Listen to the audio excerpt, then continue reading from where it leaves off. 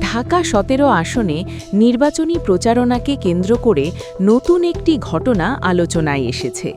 বিএনপির ভারপ্রাপ্ত চেয়ারম্যান তারেক রহমানের নাম সংবলিত ব্যানারের সামনে দাঁড়িয়ে কয়েকজন তরুণী প্রকাশ্যে নৌকা প্রতীকের পক্ষে বক্তব্য দেন।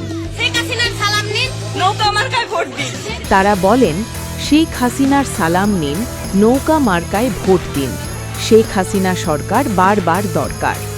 ঘটনার সময় তারা কোনো ধরনের ব্যানার বা ফেস্টুন ব্যবহার না করলেও প্রকাশ্যে নিজেদের অবস্থান জানান।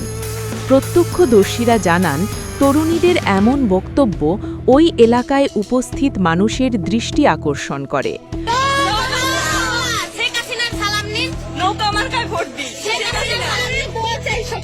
পরে ঘটনাটির ছবি ও ভিডিও সামাজিক যোগাযোগ মাধ্যমে ছড়িয়ে পড়লে তা নিয়ে আলোচনা শুরু হয়।